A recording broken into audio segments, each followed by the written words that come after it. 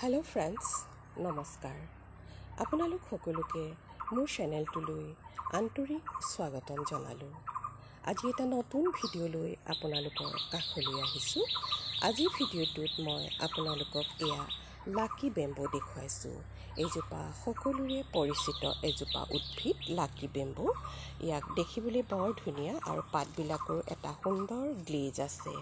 এই লাকি বেম্বোজোপা ড্ৰেচিনা চাণ্ডেৰিয়া ফেমিলিত পৰে আৰু এই লাকি বেম্বোজোপা চেণ্ট্ৰেল আফ্ৰিকা আৰু ৱেষ্ট ট্ৰপিকেল ৰিজনৰ ই থলুৱা উদ্ভিদ আৰু ক্ৰমান্বয়ে ই বিভিন্ন দেশলৈ সিঁচৰিত হৈ পৰিল। এই লাকি বেম্বোজোপাৰ লাকি প্লাণ্ট হিচাপে গণ্য কৰা হয়। ফেংচুই শাস্ত্ৰই এই লাকি বেম্বোজোপাক লাকি প্লাণ্ট হিচাপে গণ্য কৰে। এই লাকি বেম্বোজোপা ঘৰত ৰাখিলে নিগেটিভিটি দূৰ হয় আৰু ঘৰখনলৈ পজিটিভিটি কঢ়িয়াই আনে বুলি বিশ্বাস কৰে ফেংচুই শাস্ত্ৰই। আৰু এই লাকি বেম্বোজোপাই আপোনাৰ ঘৰখনলৈ fortune, good luck, happiness, longevity, wealth ইত্যাদি কঢ়িয়াই আনিব বুলি ফেংচুই শাস্ত্ৰই বিশ্বাস কৰে। আৰু সেই বিশ্বাস অনুসৰি যদি আপুনি এই উদ্ভিদটো ঘৰত ৰাখে তেন্তে নিশ্চয় অভিজ্ঞ ব্যক্তিৰ পৰামৰ্শ লৈ এটা শুভ কোণ, ঘৰখনৰ এটা শুভ কোণ নিৰ্বাচন কৰি আপুনি এই উদ্ভিদজোপা লগাব। মই ফেংচুই শাস্ত্ৰৰ বিষয়ে নাজানো আৰু সেই বিষয়ে আলোচনা কৰাৰ মোৰ বিশেষ উদ্দেশ্যও নহয় আজি। গতিকে মই দেখি শুনি যি বুজিছোঁ সেইখিনি সামান্য আপোনালোকৰ লগত শ্বেয়াৰ কৰিলোঁ। আজিৰ ভিডিঅ'টোত মই এই উদ্ভিদটোৰ বিশেষকৈ প্ৰপগেশ্যন, ছানলাইট, ৱাটাৰিং, ইয়াৰ পটিং মিক্সাৰ, ইনফেষ্টেশ্যন এইখিনি দিশে সামৰি ল'ম। এতিয়া আহোঁ এই লাকি বেম্বোজোপাৰ প্ৰপগেশ্যনৰ কথালৈ।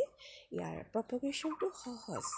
এই যে দেখিছে বাঢ়ি আহিছে ডালবোৰ, ইয়াৰে এটা ডাল আপুনি গাঁঠিৰ তলত চোকা ব্লেড নাইবা কটাৰীৰে 45 ডিগ্ৰী এংগুলত আপুনি কাটি লৈ ৱাটাৰ প্ৰপগেশ্যন নাইবা ছইল প্ৰপগেশ্যন আপুনি দুয়োটাই কৰিব পাৰিব। আৰু 15 দিনৰ মানৰ ভিতৰতে ইয়াৰ পৰা শিপা ওলাব আৰু তেতিয়া আপুনি ইয়াক ভালকৈ লগাই দিলেই হ'ব। এই লাকি বেম্বোজোপা মোৰ যথেষ্ট ওখ হৈ গৈছিলে আৰু ওখ হৈ যোৱাৰ কাৰণে ইয়াৰ ডালবিলাক মই কাটি দিলোঁ। এয়া চাওক, মই ইয়াতে এয়া লাকি বেম্বোজোপা কাটি দিছোঁ আৰু য'তেই কাটিছোঁ তাতেই ঠিক মাল্টিপ্লাই হৈছে, আকৌ পুনৰ এয়া আগ ওলাইছে। এনেধৰণেও যদি ওলায় তেতিয়া আপুনি লাকি বেম্বোজোপা সেই আগটো ভাঙি লগাই দিলেই হ'ব। এতিয়া ইয়াৰ পটিং মিক্সাৰৰ কথালৈ। আপুনি যিটো পটত এই লাকি বেম্বোজোপা লগাব সেই পটটোত পানী ওলাই যোৱাৰ ব্যৱস্থা ভাল হ'ব লাগিব। ৱেল ড্ৰেইন ছইল হ'বই লাগিব, সাৰুৱা মাটি হ'ব লাগিব, যাৰ বাবে আপুনি কোকোপিট ল'ব পাৰে, অলপ গাৰ্ডেন ছইল মিহলি কৰিব পাৰে, সামান্য বালি মিহলি কৰি মাটিটো আপুনি বালিচহীয়া কৰিব পাৰিব আৰু অলপ গোবৰ সাৰ মিহলি কৰি আপুনি এই লাকি বেম্বোজোপা লগাই দিব। ইয়াৰ ছানলাইটৰ বিষয়ে ক'বলৈ গ'লে প্ৰত্যেক সেউজীয়া উদ্ভিদকে সূৰ্যৰ ৰশ্মি অতিৱ প্ৰয়োজন। এই লাকি বেম্বোজোপাই সূৰ্যৰ ৰশ্মি ভাল পায়, কিন্তু সেই ৰশ্মিটো ই ইনডাইৰেক্টলি পালেহে বেছি সন্তুষ্ট। গছৰ ছাঁত এই লাকি বেম্বোজোপা ধুনীয়া হৈ থাকে আৰু ঘৰৰ ভিতৰত ৰাখিলেও আপুনি এনেকুৱা ঠাইত ৰাখিব য'ত সূৰ্যৰ ৰশ্মিটো এঢলীয়াকৈ পৰে, তেনে ঠাইতে লাকি বেম্বোজোপা ভাল হৈ থাকিব সদায়। এই লাকি বেম্বোজোপা যদি আপুনি পানীত লগাই এটা বহল মুখৰ ভেজ ল'ব আৰু তাতে কেইবাটাও এনেকৈ আগ আপুনি কাটি লৈ ৰেড ৰিবনেৰে মেৰিয়াই আপুনি লাকি বেম্বোজোপা পানীত ৰাখিব পাৰিব। কিন্তু লাকি বেম্বোজোপাৰ কাৰণে আপুনি সদায় ফিল্টাৰ ৱাটাৰ বা ডিষ্টিল ৱাটাৰ আপুনি দিব লাগিব আৰু সেই পানীটো সঘনাই সলনি কৰি থাকিব লাগিব, তেতিয়াহে আপোনাৰ লাকি বেম্বোজোপা ভাল হৈ থাকিব। আৰু এই লাকি বেম্বোজোপা লগাওঁতে পানীত যদি আপুনি পেবলছ কালাৰ্ড ষ্ট'ন ৰাখে, যেতিয়া পানীখিনি সলাব তেতিয়া আপুনি সেই ষ্ট'নবিলাকো হাতেৰে মোহাৰি আপুনি পৰিষ্কাৰ কৰি দিব, তেতিয়া আপোনাৰ এই লাকি বেম্বোজোপা ভাল হৈ থাকিব। কেতিয়াও টেপৰ পানী এই লাকি বেম্বোজোপাত দিব নালাগে। ই ফিল্টাৰ ৱাটাৰতহে ইয়াৰ গ্ৰোথটো ভাল হয়, যদিও লাকি বেম্বোজোপাৰ গ্ৰোথটো অলপ slow'.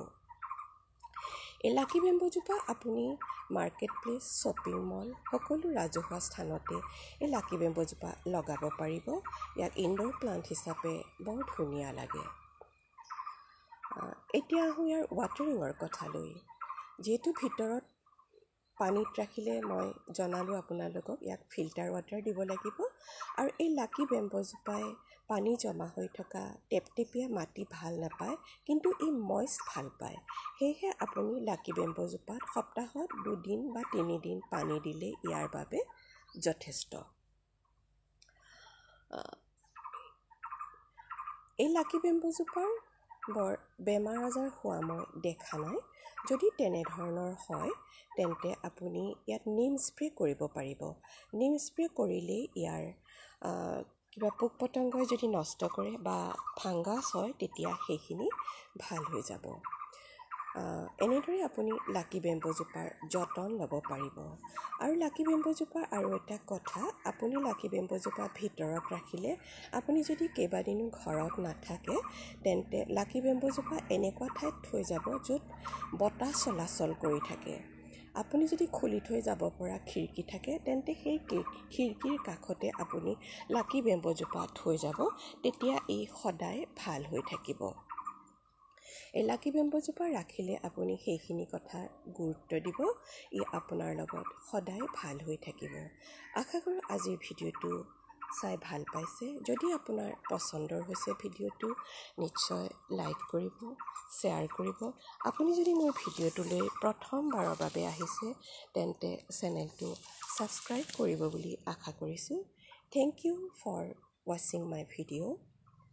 Stay safe, stay healthy, go green, goodbye.